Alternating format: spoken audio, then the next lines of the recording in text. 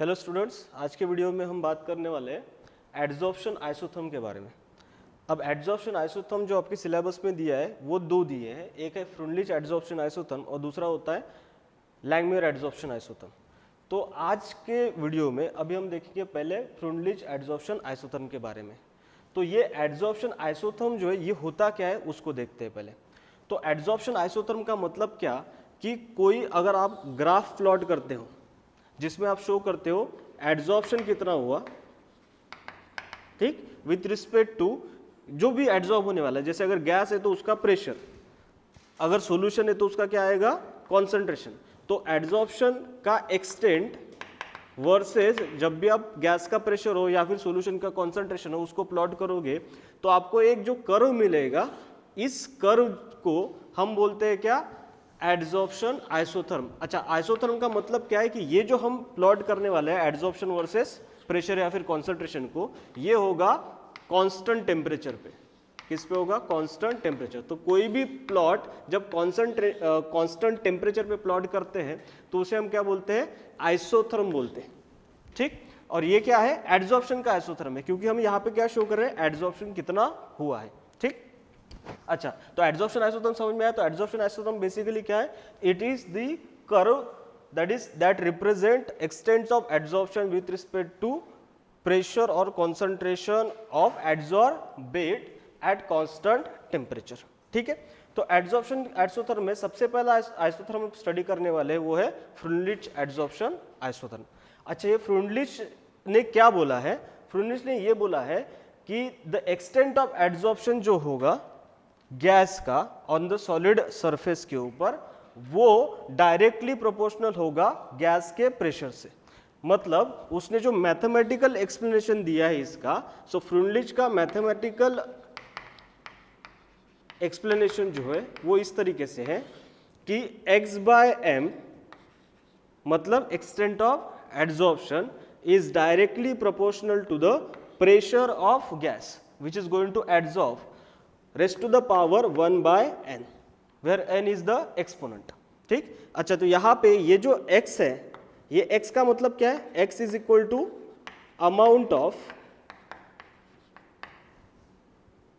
adsorbent, amount of क्या है, adsorbent।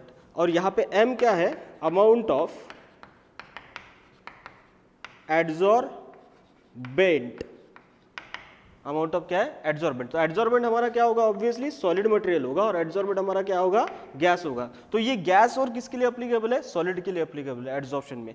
तो यहाँ पे x का मतलब हमने देखा, m का मतलब हमने देखा, यहाँ पे p क्या है, प्रेशर, और n क्या है, यहाँ पे n इज द एक्सपोनेंट। और इस n की वैल्यू जो होगी वो डिपेंड होगी टेम्परेचर कितना है, नेचर ऑफ एडजॉर्बेंट क्या है और नेचर ऑफ एडजॉर्बेंट क्या है, तो उस पर क्या डिपेंड होगा, हमारा n डिपेंड होगा, ठीक। अब यहाँ पे देखें, अगर मैं ये पूरा कंबाइन कर लूँ रेशो x/m का, तो इसे मैं कहता हूँ एक्सटेंट ऑफ एडजॉर्प्शन, इसे मैं कहता हूँ एक्सटेंट ऑफ एडजॉर्प्शन, ठीक। तो एक्सटेंट मतलब कितना हुआ। तो मान लो कि अगर आपने m की वैल्यू 1 रख दी, 1 ग्राम आपने क्या लिया, एडजॉर्बेट लिया। मान लो कि 1 ग्राम आपने क्या ले लिया, चारकोल। तो इस 1 ग्राम चारकोल पे मान लो आप गैस जो एडजॉर्ब करने वाले हो वो नाइट्रोजन गैस है। तो नाइट्रोजन गैस 1 ग्राम चारकोल पे एक पर्टिकुलर टेम्परेचर पे कितना एडजॉर्ब होगा, उसको हम क्या बोलते हैं, एक्सटेंट ऑफ एडजॉर्प्शन ऑफ किसका होगा, नाइट्रोजन ऑन चारकोल। तो ये x यहाँ पे कितना होगा, N2 जितना एडजॉर्ब होगा उतना क्या होगा, x। मान लो कि N2 जो एडजॉर्ब यहाँ पे हुआ वो हुआ 0.5 ग्राम।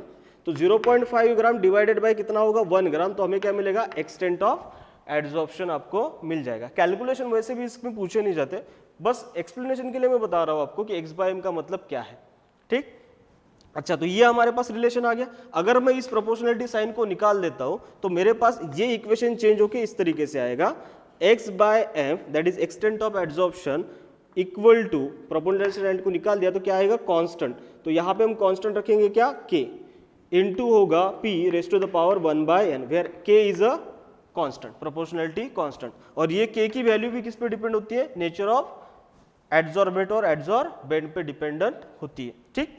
तो यहाँ पे हमारे पास इक्वेशन मिला ये x/m equal to k into p raise to the power 1/n। अच्छा, मान लो कि इस एक्सटेंट ऑफ एड्सॉर्प्शन को आप प्रेशर के साथ प्लॉट कर लेते हो, मतलब आप क्या ड्रॉ करने वाले हो, आइसोथर्म, जैसे हमने यहाँ पे क्या किया है, ड्रॉ किया है। ठीक, तो यहीं पे हम ड्रॉ कर लेते हैं उसको कि एक्सटेंट ऑफ एड्सॉर्प्शन जो है, एड्सॉर्प्शन का एक्सटेंट, तो यहाँ पे मैं एड्सॉर्प्शन के एक्सटेंट को रिप्रेजेंट कर रहा हूँ एज ए x/m।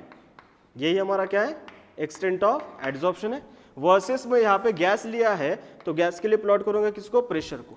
तो जब मैं x/m वर्सेस प्रेशर को प्लॉट करूंगा तो मुझे इस तरीके से क्या मिलेगा, कर्व मिलेगा। इस तरीके से क्या मिलेगा, कर्व मिलेगा। तो यहाँ पे आपको एक चीज पता चल रही होगी कि इनिशियली जैसे जैसे प्रेशर बढ़ रहा है वैसे वैसे एक्सटेंट ऑफ एड्सॉर्प्शन भी क्या हो रहा है, बढ़ रहा है। कहाँ तक, इस पॉइंट तक आपको जनरली वो दिखेगा, इस पॉइंट तक आपको वो दिखेगा। इसके बाद this point two this point आपको क्या दिख रहा है, कर्व दिख रहा है ना, थोड़ा सा टिल्ट हो गया, वो स्ट्रेट नहीं जा रहा, जाना चाहिए था कैसे, ऐसे, ऐसे ना जाके थोड़ा सा क्या हो गया, टिल्ट।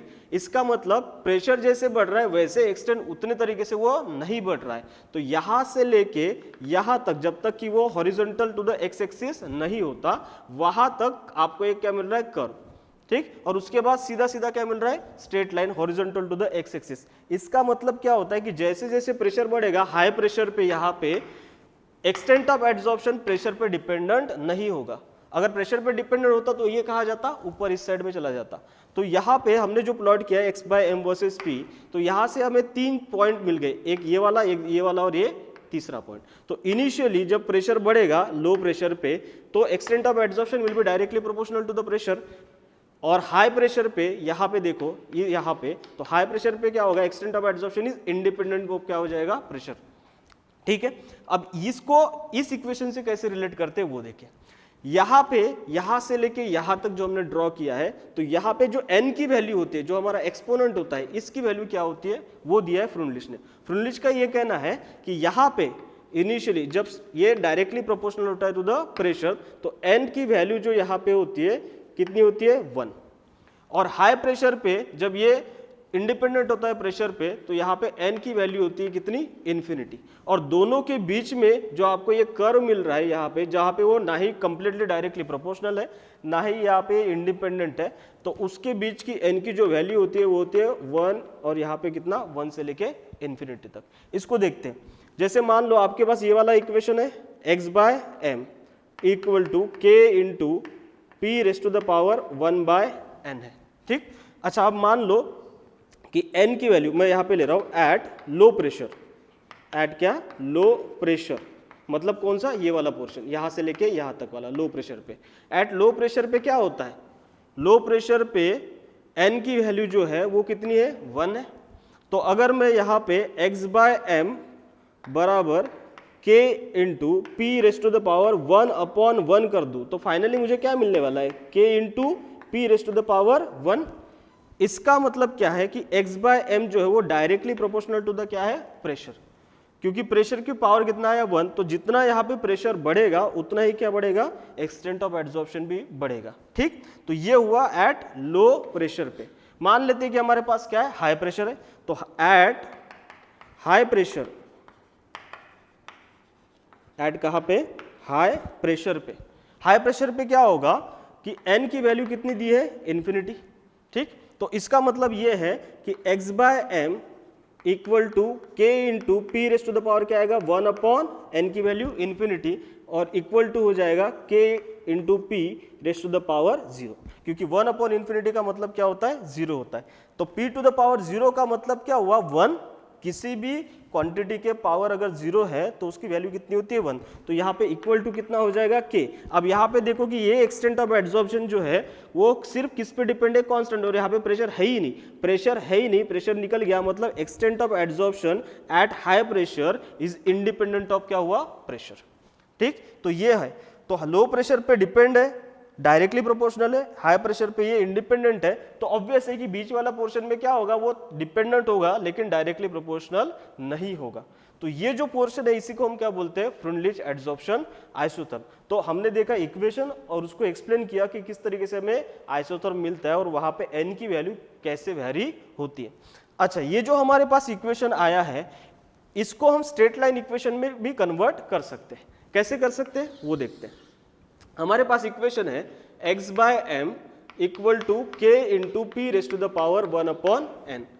इसका अगर मैं दोनों साइड में लॉग ले लूँ, taking log on both side, taking log on both sides, दोनों साइड से क्या ले लिया लॉग, तो यहाँ पे आएगा log of x by m equal to यहाँ पे होगा लॉग ऑफ क्या k प्लस यहाँ पे क्या आएगा 1/n। ये क्वांटिटी क्या आएगी फ्रंट में आएगी, लॉग ऑफ क्या होगा यहाँ पे p, और ये हमें मिलेगा स्ट्रेट लाइन का equation y is equal to m x plus c. तो ये है y इज इक्वल टू यहाँ पे आएगा c प्लस ये हमारा क्या है एम एक्स। तो अगर आप इस स्ट्रेट लाइन इक्वेशन को ग्राफ में प्लॉट करोगे इस तरीके से, तो मान लो आप log p versus log x by m को प्लॉट कर रहे हो, तो यहाँ पे आएगा log of extent of adsorption that is x by m, ठीक, और यहाँ पे आएगा log ऑफ क्या p। इसको जैसे आप प्लॉट करोगे तो प्लॉट करने के बाद आपको एक स्ट्रेट लाइन मिलेगा ऐसे, और ये जो स्ट्रेट लाइन है, ये स्ट्रेट लाइन का यहाँ पे जो इंटरसेप्ट होगा वो इंटरसेप्ट क्या होगा m होगा। m मतलब क्या, यहाँ पे जो इंटरसेप्ट हमें मिलने वाला है वो m नहीं होगा, सॉरी, यहाँ पे ये क्या हो जाएगा कांस्टेंट। इस कांस्टेंट को हम क्या बोलते हैं c, और c की वैल्यू यहाँ पे क्या आएगी log ऑफ k। तो यहाँ पे हमें क्या मिल जाएगा इंटरसेप्ट मिलेगा log ऑफ k, और यहाँ पे ये देखो ये जो लाइन है इस लाइन का जो स्लोप होगा, इस लाइन का क्या होगा स्लोप, वो स्लोप हमें क्या मिलेगा, ये मिलेगा हमें 1/n दैट इज m। तो ये होगा हमारा m and that is equal to कितना हो जाएगा 1/n। तो स्लोप से हमें क्या मिलेगा n की वैल्यू मिलेगी, और इंटरसेप्ट जो हमारा होगा उससे हमें किसकी वैल्यू मिलेगी k की वैल्यू मिलेगी। तो n भी हमें मिल जाएगा और k भी हमें यहाँ पे मिल जाएगा, ठीक है। तो इस तरीके से हम स्ट्रेट लाइन इक्वेशन को प्लॉट करते हैं, और यहाँ तक जो हमने देखा ये सारा रिलेटेड है किससे, फ्रुनलिच एड्सॉर्प्शन आइसोथर्म से। अच्छा, ये फ्रुनलिच एड्सॉर्प्शन आइसोथर्म जो है ये सिर्फ जो गैस एड्सॉर्ब होने वाला है, मतलब ये जो हमारा एक सरफेस होगा और इस पे जो गैस एड्सॉर्ब होगा, तो ये गैस जब एड्सॉर्ब होगा तो सिर्फ ये फ्रुनलिच कहता है कि गैस एड्सॉर्ब होने के बाद यहाँ पे उसका प्रेशर का, उसके एक्सटेंट ऑफ एड्सॉर्प्शन का और प्रेशर का रिलेशन क्या होगा। तो यहाँ पे ये कोई एक्सप्लेनेशन नहीं देता कि भाई ये किस तरीके से होगा, मोनोलेयर बनेगा, मल्टीमोलिकुलर लेयर बनेगा भी या नहीं बनेगा, ये हमें इससे पता नहीं चलता। तो ड्रॉबैक ऑफ फ्रुनलिच एड्सॉर्प्शन आइसोथर्म क्या होगा उसको हम देखते हैं। तो ड्रॉबैक या फिर लिमिटेशन ऑफ फ्रुनलिच एड्सॉर्प्शन आइसोथर्म क्या है। लिमिटेशन ये है कि it does not explain about the process of adsorption. Adsorption किस तरीके से होता है वो हमें नहीं बताता, मतलब मोनोमोलिकुलर कंसिडर करके वो चल रहा है, लेकिन एड्सॉर्प्शन तो मल्टीमोलिकुलर भी होता है ना, हमने देखा था किसमें, फिजिकल एड्सॉर्प्शन में। दूसरा ये कि यहाँ पे उसने n की वैल्यू, n तो बता दिया कि भाई n जो होता है वो एक्सपोनेंट होता है, उसकी वैल्यू जो है वो 1 से लेके कितनी होती है, इन्फिनिटी होती है, लेकिन n की जो सिग्निफिकेंस है या फिर ये n आया कहाँ से वो उसने बताया नहीं, n को इसने एक्सप्लेन नहीं किया, n इज नॉट एक्सप्लेन्ड कि भाई ये n आया कहाँ से। उसने एक मैथमेटिकल एक्सप्रेशन बना दिया, n की वैल्यू डाल दी और बोल दिया कि n की वैल्यू जो है वो 1 से इन्फिनिटी होगी, लेकिन ये आया कहाँ से, है ना, और उसकी वैल्यू हम किस तरीके से कैलकुलेट किया है उसने, उसका एक्सप्लेनेशन यहाँ पे नहीं दिया है। तो ये उसके क्या हो गए, लिमिटेशंस हो गए।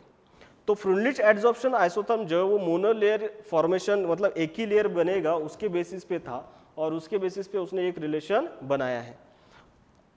अब तीसरा ड्रॉबैक ये है कि ऐसा पाया गया है कि एट हाई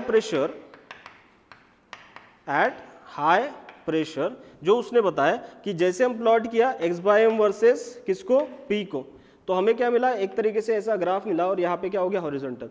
तो यहीं पे इसी प्रेशर पे वो क्या हो गया, horizontal to the X axis, independent हुआ। लेकिन ऑब्जर्वेशन ऐसा देख आया है कि जैसे जैसे प्रेशर बढ़ता है तो इनिशियली यहीं पे वो इंडिपेंडेंट नहीं होता, ये क्या होता है थोड़ा सा आगे बढ़ता है, इस तरीके से थोड़ा सा क्या बढ़ता है, ऐसे कर्व आगे बढ़ता है, और उसके बाद ये क्या हो जाता है, इंडिपेंडेंट होता है।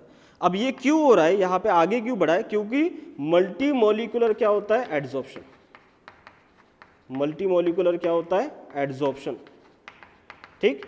अगर मोनोमोलिकुलर एड्जॉर्प्शन होता तो एक लेयर बन जाती, ठीक, मतलब मान लो जैसे जैसे यहाँ पे गैस आता, गैस का प्रेशर बढ़ते जाता, एड्जॉर्प्शन होते जाता, एक बार लेयर बन जाती तो उसके बाद ये क्या हो जाता, गैस के प्रेशर पे इंडिपेंडेंट होता। लेकिन अगर मल्टीमोलिकुलर एड्जॉर्प्शन हुआ तो जैसे जैसे ये गैस इसके ऊपर क्या होते जाएगा, एड्जॉर्ब होते जाएगा, वैसे वैसे x/m भी क्या होते जाएगा, बढ़ते जाएगा, और प्रेशर बढ़ते जाएगा, x/m भी क्या होगा, बढ़ते जाएगा। कब तक, जब तक ये लेयर इसके ऊपर बनते जाएगी तब तक, मतलब थोड़ा सा ये क्या हो जाएगा, एक्सटेंड, यहीं पे रुकेगा नहीं, थोड़ा सा क्या हो जाएगा, एक्सटेंड, और एक पॉइंट के बाद ये लेयर बनना क्या हो जाएगा, बंद, क्योंकि प्रेशर इतना ज्यादा बढ़ेगा कि ये वाला जो गैस मॉलिक्यूल एक दूसरे के कांटेक्ट में आ गए, इसका सीधा सीधा क्या हो जाएगा, लिक्विफिकेशन, क्या हो जाएगा, लिक्विफिकेशन हो जाएगा, मतलब ये लिक्विड में कन्वर्ट होगा। और एक बार ये लिक्विड में कन्वर्ट हो गया तो आप कितना भी प्रेशर बढ़ाओ तो ये अभी गैस गैस रहा ही नहीं, ये क्या बन गया, लिक्विड, तो एड्जॉर्प्शन तो बचा ही नहीं यहाँ पे। समझ में आ रहा है कि नहीं? तो फ्रुनलिच का तीसरा ड्रॉबैक ये है कि हाई प्रेशर पे वो एड्जॉर्प्शन को एक्सप्लेन नहीं करता। At high pressure Freundlich adsorption isotherm is not applicable, या फिर हम ये बोल सकते हैं कि ये सिर्फ लो प्रेशर पे अप्लीकेबल है। ठीक है, तो ये सारी चीजें हमने यहाँ पे लिमिटेशन में देखी। एक तो इंपॉर्टेंट क्या है कि एन का सिग्निफिकेंस उसने बताया नहीं, बस वैल्यू दे दी, कहाँ से आया, क्या उसका सोर्स है पता नहीं है, ठीक। और दूसरा ये है कि हाई प्रेशर पे वो अप्लीकेबल नहीं होता, सिर्फ कहाँ पे होता है, लो प्रेशर पे। तो ये है हमारा फ्रुनलिच एड्जॉर्प्शन आइसोथर्म, ठीक। अब इसके बाद दूसरी जो आइसोथर्म दिया है वो दिया है किसने, लैंगमियर ने। वो भी इसी की तरह है, इसी की तरह, मतलब थोड़ा सा वेरिएशन है, लेकिन उसमें फाइनली जो हमने यहाँ पे देखा था वेरिएशन प्रेशर के साथ किस तरीके से होता है एक्सटेंट ऑफ एड्जॉर्प्शन का, वो लगभग क्या आएगा, सेम ही आएगा, क्योंकि फ्रुनलिच ने भी सिर्फ मोनोलेयर को कंसिडर किया और लैंगमियर ने भी किसको कंसिडर किया है, मोनोलेयर फॉर्मेशन को ही कंसिडर किया है। दोनों ने मल्टीलेयर बनता है और प्रेशर बढ़ेगा तो और लेयर बनते जाएगी, उसको एक्सप्लेन नहीं किया है, ठीक। तो देखते हैं दूसरा लैंगमियर एड्जॉर्प्शन आइसोथर्म के बारे में। लैंगमियर एड्जॉर्प्शन आइसोथर्म, अच्छा ये लैंगमियर एड्जॉर्प्शन आइसोथर्म जो है वो कुछ अजम्पशन पे बेस्ड है। मतलब उसने, लैंगमियर ने क्या किया, कुछ अजम्पशन बनाए, कुछ सोचा कि भाई ऐसा एड्जॉर्प्शन होता होगा। देखो फ्रुनलिच ने कुछ भी नहीं बोला था कि कैसे एड्जॉर्प्शन होता होगा, लैंगमियर ने थोड़ा बहुत अजम्पशन बनाया है कि भाई इस तरीके से एड्जॉर्प्शन होता होगा। एग्जैक्टली वैसे होता है क्या उसको पता नहीं था, उसने सोच लिया कि भाई ऐसा होता होगा करके मैं ये एक्सप्लेनेशन नीचे दे रहा हूं, ठीक। तो ये लैंगमियर ने जो अजम्पशन दिए वो अजम्पशन उसने किसके बेसिस पे बनाए हैं, कोई ना कोई तो बेसिस होगा, पहले किसी ने रिसर्च थोड़ा बहुत करके रखा होगा। तो वो जो अजम्पशंस है लैंगमियर के, वो काइनेटिक थ्योरी ऑफ गैस जो है, it is based on kinetic theory of gases. तो आपको याद रखना है कॉम्पिटिटिव वालों को खास के, थियोरेटिकल क्वेश्चन आ सकता है कि लैंगमियर एड्जॉर्प्शन आइसोथर्म जो है वो किस पे बेस्ड है, तो ऑब्वियसली ये किस पे, काइनेटिक थ्योरी ऑफ गैसेस। और आपको पता है स्टेट्स ऑफ मैटर में आपने 11 में पढ़ा होगा, काइनेटिक थ्योरी ऑफ गैसेस में बहुत सारे क्या थे, अजम्पशंस दिए थे, और उसी अजम्पशंस को कंसिडर करके लैंगमियर ने अपना एक आइसोथर्म बनाया, और उसने आइसोथर्म बनाने से पहले खुद के कुछ अजम्पशंस बनाए जो कि इस पे बेस्ड है। तो लैंगमियर के अजम्पशंस क्या है वो देखते हैं। अजम्पशंस ऑफ लैंगमियर, अजम्पशन ये है कि उसका ये कहना है कि adsorbent has fixed number of surface active sites. Adsorbent पे फिक्स नंबर ऑफ क्या होते हैं, सरफेस एक्टिव साइट्स होते हैं। अच्छा, ये जो सरफेस एक्टिव साइट्स मतलब क्या, कि मान लो ये आपके पास एक सॉलिड मटेरियल है, इसके ऊपर एड्जॉर्प्शन होने वाला है, ये अपना क्या है, एड्जॉर्बेंट है, ये क्या है, एड्जॉर्बेंट है, ठीक।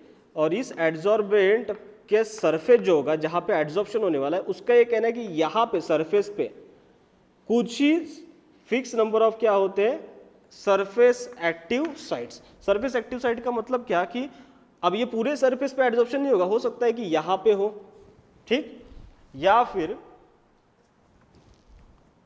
देखो हो सकता है कि ये यहां पे हो, फिर यहां पे हो, फिर ये यहां पे हो, यहां पे हो, यहां पे हो और यहां पे। ये हो गया एक्टिव साइड, जहां पे क्या होने वाला है, एड्जॉर्प्शन, जहां पे क्या होने वाला है, एड्जॉर्प्शन होने वाला है।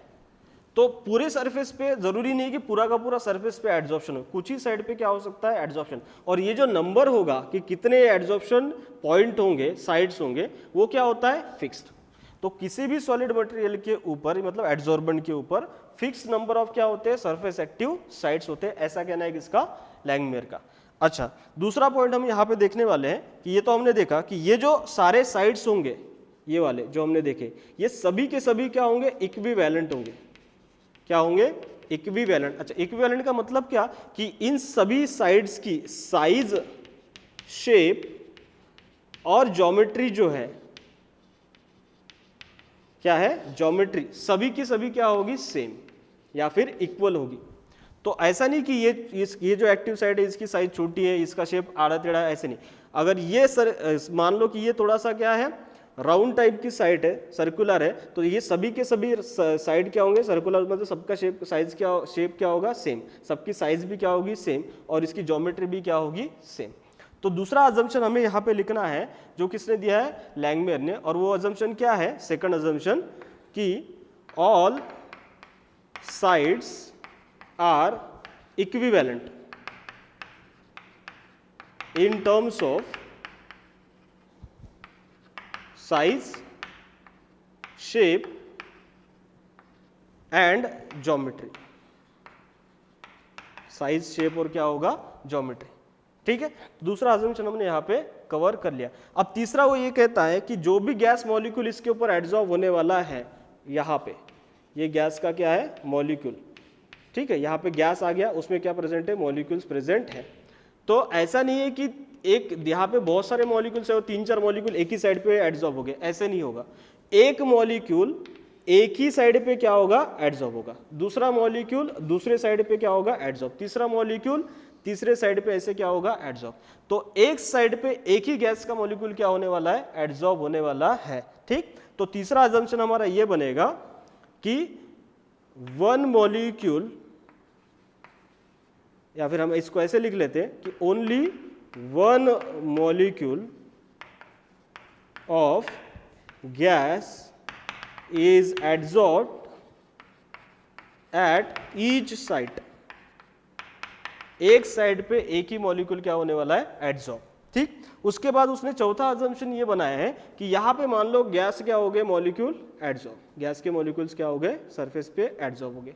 तो उसका ये कहना है कि इन दो गैस के मॉलिक्यूल के बीच में कोई भी इंटरैक्शन नहीं होता, यहां पे इनके बीच में कोई भी इंटरैक्शन जो होगा नहीं होगा, मतलब इसमें कोई केमिकल रिएक्शन भी नहीं बन सकती। तो अगर इस दोनों के बीच में कोई रिलेशन नहीं आएगा, एक दूसरे के कांटेक्ट में नहीं आ रहे, कोई उसमें इंटरैक्शन ही नहीं हो रहा, तो ये मॉलिक्यूल जब इसके ऊपर चिपकेगा इस तरीके से, ठीक, तो चिपकने के बाद यहाँ पे जो एनर्जी रिलीज होगी, यहाँ पे जो एनर्जी रिलीज होगी और यहाँ पे जो एनर्जी रिलीज होगी वो सेम ही होगी, मतलब डेल्टा एच ऑफ एड्जॉर्प्शन जो होगा वो हर एक साइड पे, हर एक गैस मॉलिक्यूल के लिए क्या होगा, सेम होगा। अगर इन दोनों के बीच में इंटरैक्शन होता, कुछ बॉन्ड वॉन्ड बन जाता, तो यहाँ पे कुछ अलग से एनर्जी इन्वॉल्व होती, यहाँ पे कुछ अलग से एनर्जी इन्वॉल्व होती, और डेल्टा एच की वैल्यू क्या हो जाती, चेंज। तो एड्जॉर्प्शन जो है, जिसको हम एंथैल्पी ऑफ एड्जॉर्प्शन बोलते हैं, उसकी वैल्यू क्या हो जाती है, चेंज। ठीक, अच्छा, एंथैल्पी ऑफ एड्जॉर्प्शन की वैल्यू क्या होती है, लास्ट लेक्चर में मैंने बताया था, निगेटिव ही रहती है, क्योंकि प्रोसेस जो होती है वो क्या होती है, एक्सोथर्मिक होती है। ठीक, अच्छा, इसमें इसका मतलब ये है कि चौथा जो हमारा अजम्पशन है वो ये है कि there is no interaction between the molecules of gas that is adsorb on the adsorbent. ठीक, तो उसको लिख लेते हैं। चौथा हमारा अजम्पशन कि there is no interaction between adsorbed gas molecules, और इंटरैक्शन नहीं है, therefore so delta H of adsorption जो है is equal for all gas molecules. सभी गैस मॉलिक्यूल जो एड्जॉर्ब होने वाले हैं उसके लिए डेल्टा एच की जो वैल्यू है एड्जॉर्प्शन की वो क्या रहने वाली है, सेम रहने वाली है। ठीक, तो ये हुआ चौथा एड्जॉर्प्शन। और पांचवा अजम्पशन जो है वो ये है कि ये जो एड्जॉर्प्शन यहाँ पे होने वाला है ये एड्जॉर्प्शन रिवर्सिबल होगा। ये एड्जॉर्प्शन क्या होगा, रिवर्सिबल होगा। इसका मतलब क्या है कि ये मॉलिक्यूल गैस के यहाँ पे, ये जो गैस के मॉलिक्यूल्स हैं ये यहाँ पे एड्जॉर्ब होते रहेंगे, साइमल्टेनियसली कुछ मॉलिक्यूल जो है वो डिसॉल्व भी होते रहेंगे, तो डिसॉर्प्शन भी होगा। साइमल्टेनियसली क्या होगा, डिसॉर्प्शन भी होगा। तो और ये यहाँ पे जो एड्जॉर्प्शन है और यहाँ पे जो डिसॉर्प्शन है इन दोनों के बीच में क्या होगा, इक्विलिब्रियम इस्टेब्लिश हो जाएगा एक पॉइंट पे। तो ये जो प्रोसेस है एड्जॉर्प्शन और डिसॉर्प्शन साइमल्टेनियसली हो रही है, इसलिए हम इस पूरे प्रोसेस को हम क्या बोलते हैं, रिवर्सिबल। तो इसका ये कहना है पांचवें पॉइंट में कि the adsorption of gas is a reversible process. Reversible क्या है, प्रोसेस है। और ये 5 अजम्पशंस के बेसिस पे उसने एक लैंगमियर एड्जॉर्प्शन आइसोथर्म का इक्वेशन बनाया है। वो इक्वेशन क्या है, उसको किस तरीके से हम डिराइव करने वाले हैं वो देखते हैं। ठीक, तो यहाँ पे अजम्पशंस हमने कवर किए, इसी अजम्पशंस के बेसिस पे इक्वेशन क्या आएगा उसको देखते हैं। तो ये लैंगमियर ने ऐसा कंसिडर किया है कि आपके पास एक सॉलिड मटेरियल है, उसके पास specific number of active sites है, अभी हमने देखा अजम्पशन में, और उसके ऊपर गैस क्या होने वाला है, एड्जॉर्ब होने वाला है। ठीक, तो ऐसा मान के चलते हैं कि हमारे पास गैस है, ये क्या है, गैस। गैस एक सॉलिड सरफेस जिसके पास सरफेस एक्टिव साइट्स है, ये मान लेते हैं हमारे पास क्या है, सरफेस एक्टिव साइट्स है। उसका नंबर क्या होगा, फिक्स, कुछ तो भी एस नंबर ऑफ हमारे पास क्या है, सरफेस एक्टिव साइट ऐसे मान लेते हैं।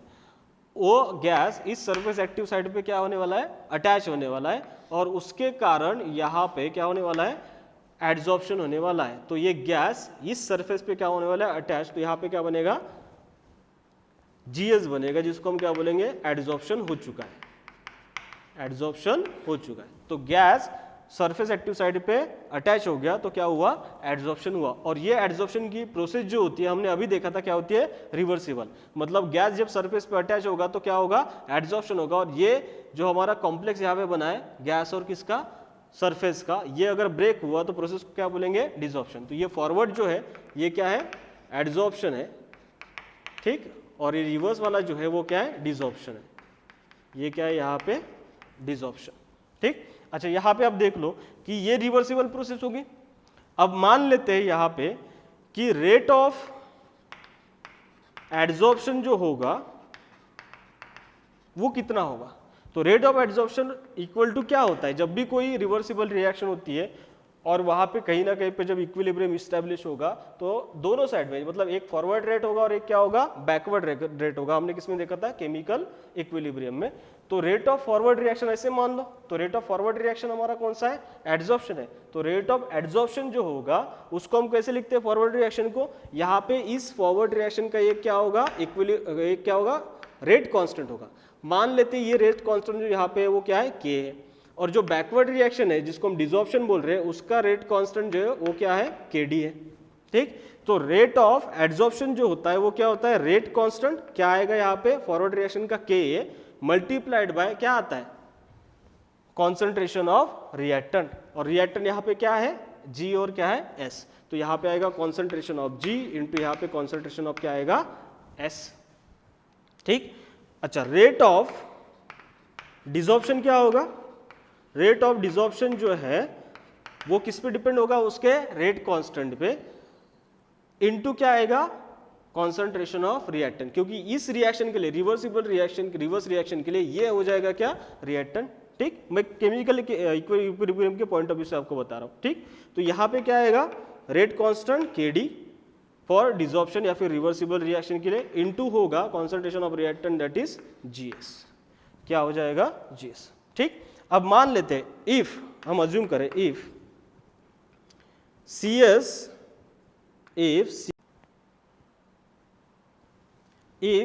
CS is the concentration of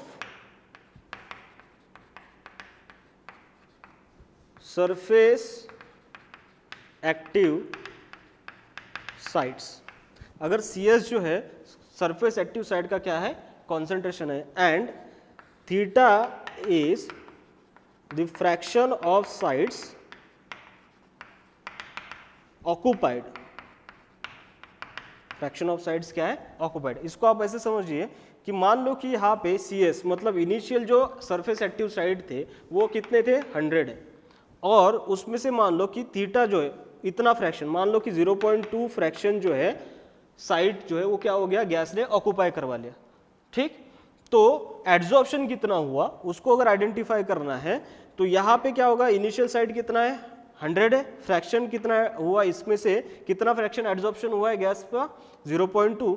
तो यहाँ पे जो एक्टिव साइड्स एड्सॉर्ब हुआ है वो कितना होगा, जो फिलअप हुआ है वो कितने होंगे, तो 0.2 फ्रैक्शन मतलब क्या होगा, 20 साइड्स। 0.2 फ्रैक्शन मतलब क्या होगा, 20 साइड्स। तो थीटा की वैल्यू जो भी फ्रैक्शन होगा उसको इनिशियल कॉन्सेंट्रेशन अगर हम मल्टीप्लाई कर देंगे तो हमें पता चलेगा कि इनिशियल कॉन्सेंट्रेशन जो हमारे साइड्स का है उसमें से कितने साइड्स ब्लॉक कर दिए या फिर कितने साइड पे गैस क्या हो चुका है, एड्सॉर्ब हो चुका है। मतलब उससे हमें क्या पता चलने वाला है, exactly extent of adsorption he. Sides को ऑक्युपाई करना मतलब ही क्या है, एड्सॉर्प्शन होना, और उसी को हम क्या बोलेंगे, एक्सटेंट ऑफ एड्सॉर्प्शन बोलेंगे। ठीक, तो ये है यहाँ पे चीजें। तो अगर हमने CS कंसिडर किया as the surface active side और थीटा हमारा क्या है, फ्रैक्शन ऑफ साइड्स ऑक्युपाइड है, तो कॉन्सेंट्रेशन ऑफ GS, अच्छा ये GS मतलब क्या है, एड्सॉर्प्शन, कितना एड्सॉर्प्शन होगा, that will be equal to होगा इनिशियल कॉन्सेंट्रेशन कितना था साइट का, सरफेस एक्टिव साइट जो खाली थे इनिशियली हमने लिया था, मल्टीप्लाइड बाय कितना फ्रैक्शन उस पे एड्सॉर्प्शन हुआ है। ठीक, तो जैसे 100 अगर यहाँ पे इनिशियल साइड से और फ्रैक्शन ऑफ एड्सॉर्प्शन अगर हुआ है कितना, 0.2, तो ये कितना आएगा, ऑब्वियसली 20 आएगा, जैसे कि मैंने यहाँ पे एक्सप्लेन किया था। ठीक, तो हमें क्या मिल जाएगा कि ये यहाँ पे इतना एड्सॉर्प्शन हुआ है तो 20 साइड्स पे क्या हो जाएगा, एड्सॉर्प्शन। ठीक है, तो यहाँ पे जो कॉन्सेंट्रेशन ऑफ GS हमें मिलेगा, मतलब एड्सॉर्प्शन जो मिलेगा वो कितना मिलेगा, CS इंटू थीटा मिल गया। ठीक, अच्छा, तो कॉन्सेंट्रेशन ऑफ S जो होगा वो कितना होगा, S मतलब क्या, सरफेस एक्टिव साइड्स। वो कॉन्सेंट्रेशन, ये कब का कॉन्सेंट्रेशन की बात कर रहे हैं, जब ये यहाँ पे कुछ एड्सॉर्प्शन हुआ उसकी, मतलब मान लो कि यहाँ पे जैसे हमने लिया था ना कि 20 साइड जो है वो क्या हो गया, ऑक्युपाई, तो बचा हुआ कॉन्सेंट्रेशन कितना होगा, 80 होगा ना, बचा हुआ कितना होगा, 80 होगा। ठीक, तो ये 80 जो साइड्स है इसको कैसे एक्सप्लेन करेंगे हम, तो यहाँ पे ये 80 मतलब ये हमारा क्या है, concentration of surface active side से। ठीक है, after some amount of adsorption, तो ये S का कॉन्सेंट्रेशन आएगा initial concentration into 1 minus theta, 1 minus क्या आएगा, थीटा। 1 माइनस थीटा मतलब क्या, इतना एड्सॉर्प्शन हुआ है, साइड्स ऑक्युपाइड है, तो इतना फ्रैक्शन जो है उसको हम अगर 1 फ्रैक्शन से क्या कर दे, माइनस कर दे, तो रिमेनिंग क्या मिलेगा हमें, फ्रैक्शन। तो 1 माइनस थीटा मतलब अगर ये 0.2 होता तो यहाँ पे 1 माइनस थीटा मतलब कितना बच जाता, 0.8 होता, और 0.8 मल्टीप्लाइड बाई इनिशियल कॉन्सेंट्रेशन करता तो ये इनिशियल कितना है, 100 है, तो आंसर कितना आता, 80 आता, और यहाँ पे 80 की हमने बात करी थी। ठीक, तो हमें ये पता चला कि concentration of sides which are occupied that is GS, ये आता है CS इंटू थीटा, और कॉन्सेंट्रेशन ऑफ साइड जो अभी भी अनऑक्युपाइड है वो कितना होगा, CS इंटू 1 माइनस थीटा। तो ये है साइड्स ऑक्युपाइड, साइड्स क्या हुआ है, ऑक्युपाइड, और ये है साइड्स अभी भी अनऑक्युपाइड, बचा हुआ कि इतना अभी भी ऑक्युपाई होने का बचा है, यही तो हम बोलते हैं ना। और यहाँ पे जो बचा हुआ है ये जो गैस होगा, ये गैस का कॉन्सेंट्रेशन कितना होगा, क्योंकि गैस हम पास करने वाले हैं, मतलब आप ऐसे समझ लो ना कि एक कंटेनर था, यहाँ पे हमने सॉलिड मटेरियल है जिसके ऊपर एड्सॉर्प्शन करने वाला, और यहाँ से हम क्या पास कर रहे हैं, गैस पास कर रहे हैं। ठीक, तो ये गैस आएगा, इसके ऊपर एड्सॉर्प्शन होगा, और जब आप गैस पास करोगे तो ये हाई प्रेशर पे होगा ना, तो यहाँ पे इसका कॉन्सेंट्रेशन एक तरीके से बहुत क्या होगा, ज्यादा। तो कॉन्सेंट्रेशन ज्यादा होगा तो इस कॉन्सेंट्रेशन को हम किस टर्म में रिप्रेजेंट करेंगे, प्रेशर के, क्योंकि गैस है तो गैस को मोल्स पर लीटर में यहाँ पे कंसिडर नहीं करेंगे, किस टर्म में करेंगे, प्रेशर। तो यहाँ पे कॉन्सेंट्रेशन ऑफ जो गैस होगा that will be equal to क्या हो जाएगा, यहाँ पे प्रेशर, क्या हो जाएगा, प्रेशर। ठीक है, तो ये चीज हमारे पास यहाँ पे आ गई। तो जीएस हमें मिला, एस का कॉन्सेंट्रेशन हमें मिला, जी का कॉन्सेंट्रेशन हमें यहाँ पे मिल चुका है। ठीक, अब हम क्या करेंगे, रेट ऑफ एड्सॉर्प्शन और रेट ऑफ डिसॉर्प्शन में ये जो वैल्यू है इनको पुटअप करेंगे। ठीक, तो यहाँ पे देखो रेट ऑफ एड्सॉर्प्शन को मैं रिप्रेजेंट कर रहा हूँ आर ए और इसको रिप्रेजेंट कर रहा हूँ R B, rate of desorption को। तो क्या होगा, देखिए rate of adsorption equal to क्या होगा, के आएगा इंटू जी, जी की वैल्यू क्या लिया है हमने, प्रेशर। ठीक, इंटू यहाँ पे क्या आएगा, एस, एस की वैल्यू हमने कितना लिया है, C S into 1 minus theta, तो लिखेंगे C S into 1 minus theta. ये हो गया किसका, रेट ऑफ एड्सॉर्प्शन, ये वाला। दूसरा हम देखेंगे क्या, रेट ऑफ डिसॉर्प्शन। तो रेट ऑफ डिसॉर्प्शन को हम रिप्रेजेंट कर रहे हैं आर डी से, इक्वल टू क्या हो जाएगा, इसका रेट कांस्टेंट क्या आएगा यहाँ पे, के डी। ठीक, इंटू क्या आएगा, कॉन्सेंट्रेशन ऑफ जीएस, तो कॉन्सेंट्रेशन ऑफ जीएस कितना है, सी एस इंटू यहाँ पे कितना, थीटा। ठीक, तो दो चीजें हमें मिली, रेट ऑफ एड्सॉर्प्शन है rate of desorption at equilibrium. At equilibrium, equilibrium पे क्या होता है, rate of forward reaction is equal to rate of backward reaction. तो यहाँ पे भी rate of adsorption equal to होगा रेट ऑफ डिसॉर्प्शन। तो इक्विलिब्रियम पे rate of adsorption equal to क्या हो जाएगा, रेट ऑफ डिसॉर्प्शन। दोनों की वैल्यू पुटअप करेंगे तो यहाँ पे आपको मिलेगा K into P C S into 1 minus theta equal to R D की वैल्यू लिखेंगे K D into C S into क्या आएगा, थीटा। ठीक, अच्छा अब यहाँ पे दोनों तरफ आप देखोगे तो सी एस से क्या हो जाएगा, कैंसल। उसके बाद थीटा थीटा को एक साइड कर लेते, बाकी चीजों को अलग दूसरे साइड में कर ले। तो यहाँ पे क्या बचा है, 1 माइनस थीटा, मैं यहाँ पे लिख रहा हूँ 1 माइनस थीटा, और इस थीटा को इस साइड में ट्रांसफर कर रहा हूँ तो यहाँ पे क्या आएगा, थीटा। तो 1 माइनस थीटा अपन क्या आया, थीटा। इस वैल्यू जो बची हुई यहाँ पे उसको मैं उस साइड में ट्रांसफर कर रहा हूँ, तो यहाँ पे क्या बचा है, के डी है, के डी डिवाइडेड बाय कितना आएगा, के ए पी आएगा, के डी डिवाइडेड बाय क्या आएगा, के ए पी। इसको जब मैं सॉल्व करता हूँ तो सॉल्व करने के बाद यहाँ पे क्या आएगा, 1 अपॉन थीटा आएगा इक्वल टू, ये थीटा बाय थीटा क्या हो जाएगा 1, और उस 1 को मैं उस साइड में ट्रांसफर करूंगा तो ये आएगा के डी अपॉन के ए पी, जो यहाँ पे है, प्लस क्या हो जाएगा 1, प्लस क्या हो जाएगा 1। समझ में आया ना आपको, 1 अपॉन थीटा किया, माइनस थीटा बाय थीटा कितना होगा, -1। ये -1 को उस साइड में ट्रांसफर करूंगा तो क्या बन जाएगा, +1। तो ये मेरे पास इस इक्वेशन आ गया। ठीक है, इस इक्वेशन को मैं नाम दे रहा हूं इक्वेशन नंबर 1। इस इक्वेशन को थोड़ा सा अगर सॉल्व कर ले तो दिया आ जाता 1 upon theta is equal to यहाँ पे होता के डी, ठीक, प्लस यहाँ पे क्या आता, के ए पी डिवाइडेड बाय आता यहाँ पे नीचे के ए पी, क्या आता, के ए पी आता। ठीक, और इस इक्वेशन को अगर मैं रिवर्स करवा देता तो ये पूरा का पूरा थीटा ऊपर जाता, और वैसे ये के ए पी जो है ये भी कहा जाता ऊपर, तो ये के ए पी ऊपर चला जाता और नीचे क्या आता, के डी प्लस के ए पी आता। ठीक, तो मुझे ये दूसरा इक्वेशन मिलता है जहां पे मुझे क्या मिलने वाला है, थीटा।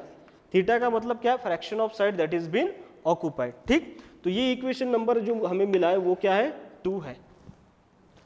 अगर मैं थीटा वर्सेस प्रेशर को प्लॉट करता हूं, अगर मैं थीटा वर्सेस प्रेशर को क्या करता हूं, प्लॉट करता हूं, तो मुझे किस तरीके से ग्राफ मिलेगा एट कांस्टेंट टेम्परेचर वो देखते हैं। और वो जो ग्राफ होगा उसको हम क्या बोलेंगे, आइसोथर्म, क्योंकि उसको हम प्लॉट करने वाले कांस्टेंट टेम्परेचर पे। ठीक, तो ग्राफ हम प्लॉट करेंगे थीटा वर्सेस किसके साथ, प्रेशर के साथ। सो मैंने थीटा वर्सेस किसके साथ प्लॉट किया है, प्रेशर के साथ इसको प्लॉट किया है। तो जो ग्राफ मिलने वाला है वो इस तरीके से मिलेगा।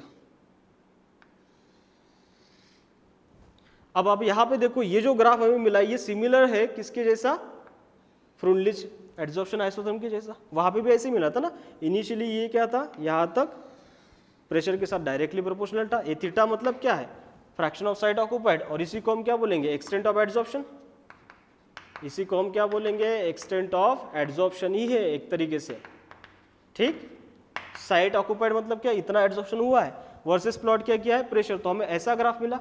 अब यहाँ पे देखो स्ट्रेट लाइन जा रहा है यहाँ तक लो प्रेशर पे, हाई थोड़ा सा हाई करेंगे तो यहाँ से लेके यहाँ तक क्या मिल रहा है, हमें कर्व मिल रहा है।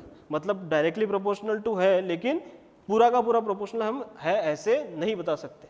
ठीक, और यहाँ पे जो आगे वाला पोर्शन है वो सीधा horizontal to the X axis है। मतलब यहाँ पे हाई प्रेशर पे कितना भी प्रेशर बढ़ा तो एक्सटेंट ऑफ एड्सॉर्प्शन बढ़ने वाला नहीं है। ठीक, अब यहाँ पे देखो ये हमें ग्राफ मिला, ये जो इनिशियल पोर्शन है ये रिप्रेजेंट करता है फर्स्ट ऑर्डर। क्या रिप्रेजेंट करता है? First order. ये रिप्रेजेंट करता है फ्रैक्शनल ऑर्डर को, फ्रैक्शनल ऑर्डर को, और ये रिप्रेजेंट करता है जीरो ऑर्डर को। अच्छा, आप बोलोगे ये फर्स्ट ऑर्डर, फ्रैक्शनल ऑर्डर और जीरो ऑर्डर क्या है? ठीक, ये केमिकल काइनेटिक्स के टर्मिनोलॉजीज है। फर्स्ट ऑर्डर का मतलब क्या है कि थीटा जो है प्रेशर से डायरेक्टली प्रोपोर्शनल है। ठीक, तो जितना प्रेशर बढ़ेगा उतना ही क्या होगा? थीटा बढ़ेगा। जीरो ऑर्डर का मतलब क्या है कि थीटा जो है प्रेशर पे डिपेंडेंट नहीं है, मतलब प्रेशर कितना भी बढ़ाओ थीटा बढ़ने वाला नहीं है। और फ्रैक्शनल मतलब क्या कि दोनों के बीच का, ना ही वो कंप्लीटली डायरेक्टली प्रोपोर्शनल है, ना ही वो इंडिपेंडेंट ऑफ प्रेशर है थीटा जो है, तो दोनों के बीच की सिचुएशन है, तो इसको हम बोलेंगे मिक्स्ड ऑर्डर। इसको हम क्या बोलेंगे? मिक्स्ड ऑर्डर है। प्रेशर के साथ तो बढ़ेगा लेकिन उतने प्रोपोर्शन में नहीं बढ़ेगा जितने प्रोपोर्शन में यहाँ पे बढ़ता है। ठीक, तो ये हमें क्या मिलेगा? ग्राफ थीटा वर्सेस किसका? पी का। अब इसको एक्सप्लेन कैसे किया जाए कि ये ऐसे होता है करके। ठीक, अब आप एक बात बताओ कि जब एड्सॉर्प्शन होता है, शुरुआत होती है एड्सॉर्प्शन की, तो आप ऐसे समझो ये कंटेनर हमने लिया और कंटेनर में हमने सॉलिड मटेरियल लिया और इस सॉलिड मटेरियल के ऊपर हम गैस क्या कर रहे हैं? पास कर रहे हैं यहाँ पे, और ये गैस इसके ऊपर क्या होने वाली है? एड्सॉर्ब होने वाला है। यहाँ पे क्या होने वाला है? एड्सॉर्प्शन। ठीक है, अब मान लो कि इनिशियली गैस का प्रेशर बहुत ही क्या है? कम है, बहुत कम प्रेशर में आपने इसको क्या किया? पास किया। तो कम प्रेशर में पास करोगे तो मॉलिक्यूल्स बहुत ही क्या होंगे? कम होंगे, और यहाँ पे साइड होंगे प्रेजेंट, यहाँ पे क्या होंगे? साइड। तो यहाँ पे हो सकता है कि 1 मिनट में 1-2 मॉलिक्यूल ऐसे इस तरीके से क्या हो गए? एड्सॉर्ब। तो रेट ऑफ एड्सॉर्प्शन जो होगा यहाँ पे, रेट ऑफ एड्सॉर्प्शन बहुत ही क्या होगा? कम। और रेट ऑफ एड्सॉर्प्शन कम होगा लेकिन प्रेशर कम होने के कारण गैस मॉलिक्यूल्स इस साइड से बाहर निकलने का जो रेट होगा वो क्या होगा? ज्यादा होगा, क्योंकि वहां से गैस का प्रेशर कम है, तो यहां से गैस मॉलिक्यूल बाहर निकलने का मतलब डिसॉर्प्शन होने का जो रेट होगा, रेट ऑफ डिसॉर्प्शन जो होगा वो बहुत ही क्या होगा? ज्यादा। क्योंकि अगर गैस का प्रेशर बहुत ज्यादा होता तो निकलने का कोई चांस यहाँ पे नहीं होता, और निकल भी जाते तो फटाक से दूसरे मॉलिक्यूल क्या हो जाते? अटैच हो जाते हैं। मतलब एड्सॉर्प्शन का रेट क्या होता? बहुत ही ज्यादा होता अगर प्रेशर ज्यादा होता। लेकिन यहाँ पे गैस का प्रेशर इनिशियली क्या है? कम है, तो रेट ऑफ एड्सॉर्प्शन कम होगा और रेट ऑफ डिसॉर्प्शन जो है वो क्या होगा? ज्यादा। अगर रेट ऑफ डिसॉर्प्शन ज्यादा होगा तो उसका डिसॉर्प्शन का जो रेट कांस्टेंट होगा वो भी क्या होगा? ज्यादा होगा। ठीक, क्योंकि rate of desorption rate constant पे डिपेंडेंट होता है। अब यहाँ पे देखो हमारे पास ये वाला इक्वेशन है, इक्वेशन नंबर 2, मैं इसको फिर से लिख रहा हूं। थीटा इज इक्वल टू हमें मिला है क्या? KP अपॉन KD प्लस क्या मिला है? KP। अब आप ये समझो कि फर्स्ट सिचुएशन हमारे पास है ये वाला, एट लो प्रेशर, ये लो प्रेशर है, एट लो प्रेशर, एट क्या है? Low pressure. अब लो प्रेशर पे हमने अभी देखा कि रेट ऑफ एड्सॉर्प्शन कम होता है और रेट ऑफ डिसॉर्प्शन क्या होता है? ज्यादा। तो हम लिखेंगे कि rate of adsorption is less और रेट ऑफ डिसॉर्प्शन बहुत ही क्या होता है? ज्यादा होता है। अब ऐसा सिचुएशन है तो यहाँ पे हमें एक चीज पता चलेगी कि रेट ऑफ डिसॉर्प्शन ज्यादा है तो KD की वैल्यू जो होगी वो बहुत ही क्या होगी? ज्यादा, और K मतलब एड्सॉर्प्शन कांस्टेंट की वैल्यू बहुत ही क्या होगी? कम।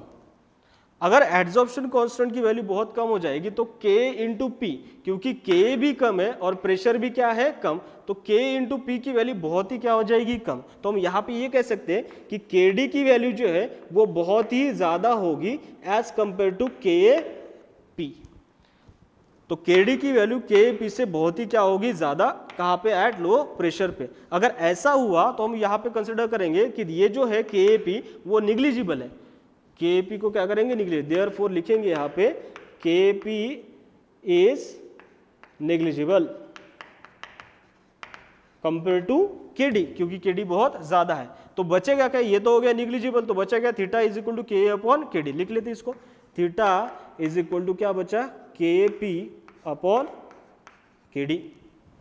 KP अपॉन क्या बचा? KD। और ये K अपॉन जो KD होता है, K अपॉन क्या होता है? KD। इसकी जगह दोनों कांस्टेंट है, इसकी जगह मैं एक कांस्टेंट रख देता हूं क्या? K। तो K इंटू क्या हो जाएगा? P, वेयर हम ये लिखेंगे K is equal to K upon क्या है? KD। और इसी को हम क्या बोलते हैं? इक्विलिब्रियम कांस्टेंट, इसी को हम क्या बोलते हैं, इक्विलिब्रियम कांस्टेंट। आपको याद होगा केमिकल इक्विलिब्रियम में हमने देखा था कि इक्विलिब्रियम कांस्टेंट जो होता है के, वो होता है ratio of rate constant of forward reaction upon rate constant of backward reaction. और के मतलब किसका है, एडजॉर्प्शन का, एडजॉर्प्शन फॉरवर्ड, और केडी मतलब क्या है, डिसॉर्प्शन, डिसॉर्प्शन मतलब बैकवर्ड। तो दोनों का हमने रेशियो लिया तो हमें क्या मिला, इक्विलिब्रियम कांस्टेंट ही मिला। ठीक, तो ये हमने यहाँ पे रख दिया तो हमें फाइनली क्या मिला, theta is equal to K into P. तो इससे हमें क्या पता चल रहा है, ये तो कांस्टेंट ही है, इससे हमें क्या पता चल रहा है कि theta is directly proportional to क्या है, P. Theta is directly proportional to क्या हुआ, पी। तो डायरेक्टली प्रोपोर्शनल ही है, और पी सिंपल पी हमने यहाँ पे लिया है, तो पी में पावर कितना है, 1 ही आएगा, और 1 आया मतलब ये क्या हुआ, फर्स्ट ऑर्डर हुआ। डायरेक्टली प्रोपोर्शनल है तो ये हमेशा 1 आया मतलब क्या होगा, फर्स्ट ऑर्डर। तो जैसे जैसे प्रेशर बढ़ेगा उतने ही एक्सटेंड में हमारा एड्सॉर्प्शन भी होगा। कहाँ पे, एट लो प्रेशर पे। ठीक, अब बात करते हैं कि हाई प्रेशर पे क्या होगा, हाई प्रेशर पे क्या होगा। ठीक, तो एट हाई प्रेशर रिवर्स हो जाएगा, गैस का प्रेशर हमने बढ़ा दिया है, तो यहाँ पे एड्सॉर्प्शन बहुत ही क्या होगा, ज़्यादा, और डिसॉर्प्शन जो है बहुत ही क्या होगा, कम। इसका मतलब ये है कि एड्सॉर्प्शन ज़्यादा है, इसका मतलब के की वैल्यू बहुत क्या होगी, ज़्यादा, और डिसॉर्प्शन कम है, इसका मतलब के डी की वैल्यू बहुत ही क्या होगी, कम। तो यहाँ पे जो प्रोसेस ये देखा था हमने कि के डी ज़्यादा था के से, यहाँ पे उल्टा हो जाएगा, के ज़्यादा होगा एज कम्पेयर टू के डी। तो दूसरा जो केस है हमारा एट हाई प्रेशर, तो इस हाई प्रेशर पे क्या हो रहा है, हाई प्रेशर पे रेट ऑफ एड्सॉर्प्शन जो है वो बहुत ही ज़्यादा है और रेट ऑफ डिसॉर्प्शन जो है बहुत ही कम है। इसका मतलब के की वैल्यू बहुत ज़्यादा है और के डी की वैल्यू बहुत ही क्या है, कम। तो के डी की वैल्यू जो हमारा इक्वेशन है, इसकी वैल्यू बहुत ही कम है एज कम्पेयर टू के, तो इस वैल्यू को हम क्या करेंगे, निगलेक्ट। तो हम लिख रहे हैं यहाँ पे कि के D is very very less than के, ये वेरी वेरी लेस देन क्या हो जाएगा, के ए पी। अच्छा, ये के ए पी जो है हमने लिया है, ये वैल्यू बहुत ज्यादा क्यों है, क्योंकि के तो ज्यादा है ही, प्रेशर भी ज्यादा है ना, तो ये दोनों का मल्टीप्लीकेशन बहुत ही क्या होगा, ज्यादा एज कंपेयर टू के डी। तो के डी को हम करेंगे निगलेक्ट, तो के डी को हमने निगलेक्ट कर दिया तो बचा क्या, थीटा इज इक्वल टू के ए पी अपॉन के ए पी। तो लिखेंगे थीटा इज इक्वल टू के ए पी अपॉन क्या लिख दिया हमने, के ए पी लिख दिया, दोनों कैंसिल हो जाएंगे तो बचेगा कि यहाँ पे 1, बचेगा कि यहाँ पे 1। तो थीटा इज इक्वल टू कितना हुआ, 1 हुआ।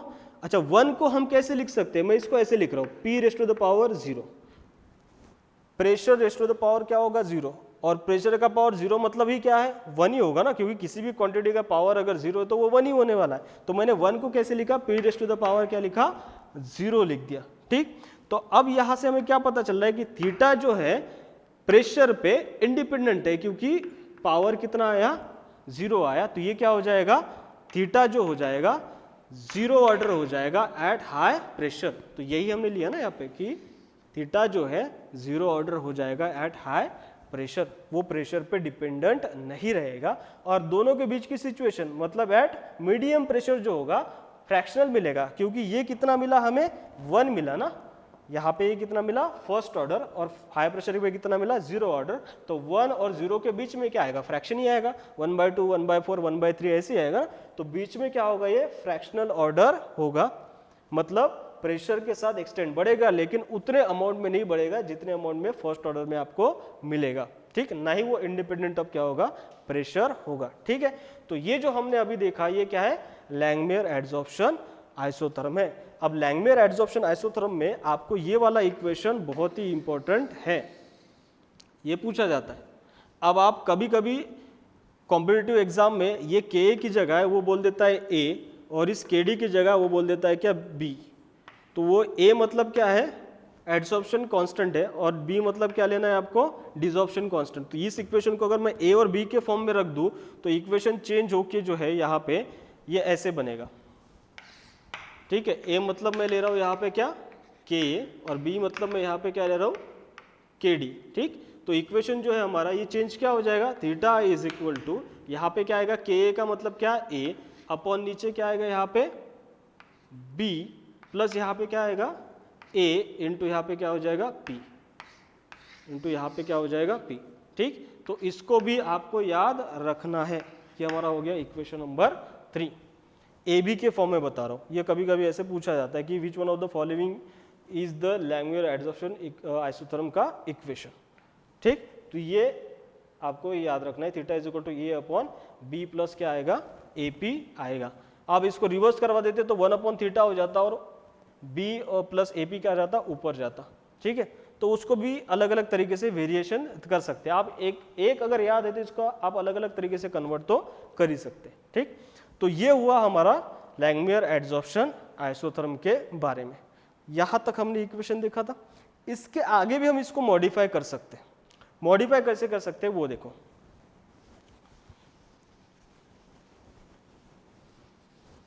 जैसे मान लो ये इक्वेशन हमने लिया और इस इक्वेशन में हमने क्या किया, थीटा इज इक्वल टू के पी अपॉन क्या लिया है, के डी प्लस हमने क्या लिया है, के ए पी।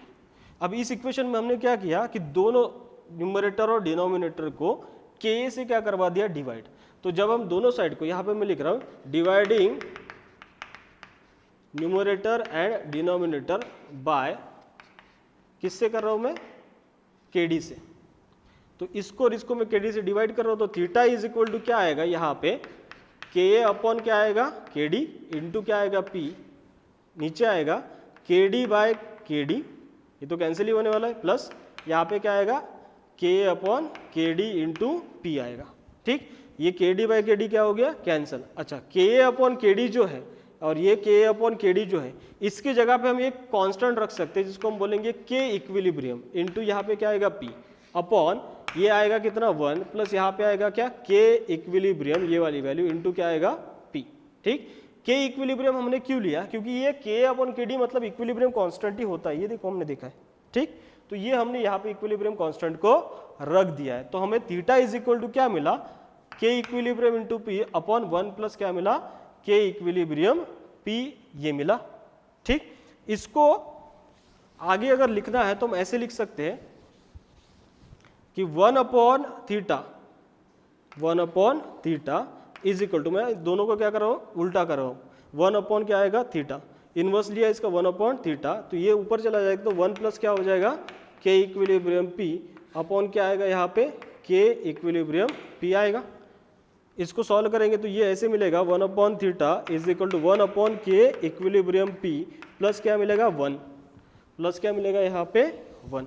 ठीक, तो इसको भी हमें याद रखने की जरूरत पड़ेगी क्योंकि प्लॉट आपको दे सकता है कि which one of the following represents Langmuir adsorption isotherm. तो अलग अलग आपको ग्राफ दे सकते हैं, उसमें अलग अलग प्लॉट आपको दे सकते हैं, तो आपको आइडेंटिफाई करने होगा। एक तो हमने देखा अभी, ठीक, किसका, थीटा वर्सेस कौन सा हमने देखा यहाँ पे, प्रेशर का, वो आपको पता है कि एक ग्राफ हो गया। दूसरा किस तरीके से आ सकता है वो देख रहे हैं। ठीक, तो 1/थीटा वर्सेस 1/पी भी हम प्लॉट कर सकते हैं ना, 1/थीटा वर्सेस हम क्या प्लॉट कर सकते हैं, 1/पी प्लॉट कर सकते हैं। अगर हमने यहाँ पे इस इक्वेशन को नाम दे रहा हूँ मैं इक्वेशन नंबर 4, तो यहाँ पे अगर मैं ग्राफ प्लॉट कर दूँ किसके बीच में, 1/थीटा वर्सेस किसको, 1/पी, तो 1/थीटा वर्सेस प्लॉट क्या किया, 1/पी को प्लॉट किया। इस इक्वेशन को मैं कैसे रिप्रेजेंट कर सकता हूँ, this is y, this is mx और ये क्या हुआ c, तो y इज इक्वल टू mx प्लस क्या बन गया, c बन गया, mx प्लस क्या बन गया, c। ठीक, तो जब मैं 1/थीटा वर्सेस 1/p को प्लॉट कर रहा हूँ तो यहाँ पे मुझे क्या मिलेगा, एक स्ट्रेट लाइन मिलेगा।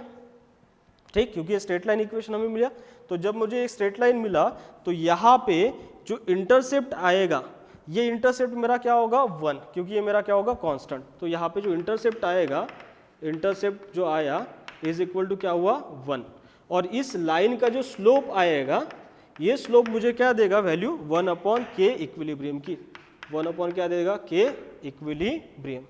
ठीक, तो यहाँ पे 1/थीटा वर्सेस जब हम 1/पी को प्लॉट करते तो हमें स्ट्रेट लाइन मिलता है, इसका इंटरसेप्ट कितना होगा 1, ये यहाँ से c की वैल्यू ले ली हमने, और स्लोप कितना आएगा 1 अपॉन के इक्विलिब्रियम, मतलब वैल्यू किसकी आएगी, m की वैल्यू यहाँ पे आ जाएगी। ठीक, तो ये भी आपको ग्राफ याद रखना है, ये भी आइसोथर्म आपको याद रखना है, रखना जरूरी है क्योंकि आपको ये भी दे सकता है, ये भी दे सकता है, तो दोनों का मतलब क्या है, सेम ही है, वेरिएशन करके ये भी लैंगमुयर का ही है और ये भी क्या है, लैंगमुयर का ही ग्राफ है। ठीक, तो ये हमने यहाँ पे क्या देख लिया, और एक वेरिएशन देख लिया। आगे भी इसमें थोड़ा बहुत हम चेंज कर सकते हैं, चेंज किस तरीके से कर सकते हैं वो देखिए। मान लो आपको यहाँ पे जो थीटा फ्रैक्शन में मैंने बोला था ना कि ये होता है एक्सटेंट ऑफ एड्जॉर्प्शन, आपको ये फ्रैक्शन में इस तरीके से ना देखे, मतलब ऐसे ना बोल दे कि इतने साइड ऑक्यूपाई हो गए या फिर इतना ग्राम ऑक्यूपाई हो गया है ना, इतना ग्राम गैस इतने ग्राम सॉलिड पे क्या हो गया एड्जॉर्ब, ऐसे ना देके वो हो सकता है आपको ऐसा बोले कि इतना वॉल्यूम गैस जो है इतने volume of surface active side पे क्या हो गया एड्जॉर्ब। ठीक, तो उस टाइम पे इक्वेशन क्या आएगा वो देखते हैं। अब मान लो कि if V mono is the volume of gas required to form monolayer, monolayer, and V is the volume of gas adsorbed. V is the volume of gas adsorbed. Then the fraction of gas adsorbed, मतलब theta जो है हमारा, theta is equal to होगा V upon V mono, मतलब volume of gas that is adsorb upon आएगा volume of gas that is required to form monolayer. आपको थोड़ा सा समझने में दिक्कत आ रहा होगा, मैं इसको बहुत सिंपल तरीके से आपको बता रहा हूँ। ये कहना क्या चाह रहा है, ये कहना ये चाह रहा है कि मान लीजिए आपके पास ये सॉलिड सरफेस है और इस सॉलिड सरफेस के ऊपर क्या होने वाला है एड्सॉर्प्शन, और यहाँ पे एक मोनोलेयर बनने वाली है जब गैस मॉलिक्यूल क्या होंगे एड्सॉर्ब। ठीक, एक क्या बनने वाली, क्योंकि लैंगमर जो आइसोथर्म है वो मोनोलेयर को ही बारे में बात कर रहा है ना। ठीक, तो यहाँ पे एक मोनोलेयर बनेगी, मोनोलेयर बनने के बाद ये जो गैस है यहाँ पे एड्सॉर्ब हुआ है, इस गैस का मोनोलेयर बनाने के लिए कुछ वॉल्यूम लगा होगा। हो सकता है कि आपको ये मोनोलेयर बनाने के लिए 1 ml गैस की जरूरत पड़ी, तो ये 1 ml क्या हुआ V मोनो हुआ ना मोनोलेयर बनाने के लिए, क्योंकि एक ही लेयर बनने वाले हैं, तो 1 ml क्या हुआ V मोनो। अब ये तो हुआ कि ये फाइनल जब एक लेयर बनेगी तब की बात। ऐसा समझते हैं कि पहले हमारे पास खाली एक मॉलिक्यूल था और उसके मान लो इतने ही साइड क्या हो गए ऑक्यूपाई हो गए, होने कितने चाहिए, ये पूरा मोनोलेयर बनना चाहिए, लेकिन ये मोनोलेयर बना नहीं है। तो किसी भी टाइम पीरियड पे ये अगर इतने साइड क्या हो गए ऑक्यूपाई हो गए, तो यहाँ पे इस इन साइड को ऑक्यूपाई होने के लिए मतलब इतना एड्सॉर्प्शन हुआ, तो उसके लिए वॉल्यूम जो लगेगा गैस का वो मान लो V ml है। वो कितना है V ml है। ठीक, तो ये इतना एड्सॉर्प्शन हुआ है अब तक, इतना होना चाहिए मोनोलेयर बनने के लिए। ठीक, तो इतना जितना एड्सॉर्प्शन हुआ और जितना एड्सॉर्प्शन होना चाहिए उसका अगर आपने रेशियो लिया तो उसी को हम क्या बोलेंगे एक्सटेंट ऑफ एड्सॉर्प्शन बोलेंगे ना, क्योंकि भाई इतना होना चाहिए, इस इतने में से इतना हुआ, मतलब उसको क्या बोलेंगे इतना हुआ है, मतलब एक्सटेंट ऑफ एड्सॉर्प्शन इतना हुआ है, तो उसी को हम थीटा से रिप्रेजेंट करते हैं एक्सटेंट ऑफ एड्सॉर्प्शन। तो एक्सटेंट ऑफ एड्सॉर्प्शन मतलब क्या हुआ, volume of gas that is adsorb upon volume of gas that is required to form monolayer, क्योंकि इससे ज्यादा एड्सॉर्प्शन होने वाला नहीं है और इतना एड्सॉर्प्शन हुआ है, तो दोनों का रेशियो लिया तो क्या मिला हमें fraction of gas adsorb that is extent of adsorption. समझ में है? अब यहाँ पे देखो ये हमें मिला, ये थीटा की वैल्यू अगर मैं हमारे पास जो इक्वेशन था उसमें रख दूं, इक्वेशन हमारे पास क्या था, इक्वेशन था थीटा इज इक्वल टू, अभी हमने बनाया था इक्विलिब्रियम के लिए, और इक्विलिब्रियम ये जो हमने ग्राफ प्लॉट किया था, और इक्वेशन क्या था हमारा 1 upon K equilibrium into P plus क्या था 1। ठीक, तो यहाँ पे मैं थीटा की वैल्यू पुटअप कर रहा हूँ, तो थीटा की वैल्यू जैसे मैं यहाँ पे पुटअप करूंगा तो यहाँ पे आएगा वी अपॉन क्या वी मोनो, वी अपॉन क्या आएगा V mono equal to 1 upon क्या आएगा यहाँ पे के इक्विलिब्रियम, 1 अपॉन क्या आएगा के इक्विलिब्रियम इंटू प्री प्लस यहाँ पे क्या आएगा 1। ठीक, अगर मैं इस जो इक्वेशन है इसको पूरा रिवर्स कर दूं, तो रिवर्स करूंगा तो ये इक्वेशन मुझे इस तरीके से मिलेगा, देखो ये आएगा V मोनो, ठीक है, अपॉन V, ये आएगा क्या V मोनो अपॉन क्या आएगा V इक्वल टू क्या हो जाएगा इक्वल टू, ये यहाँ पे ये क्वांटिटी भी ऊपर चली जाएगी लेकिन इसको मल्टीप्लाई करेंगे तो ये आएगा 1 प्लस यहाँ पे क्या बनेगा, ये इसको क्वांटिटी कैलकुलेट करेंगे तो ये 1 प्लस आएगा के ए पी अपॉन क्या आएगा के ए पी, इसको भी हमने क्या करवा दिया है रिवर्स करवा दिया तो ऊपर चला जाए।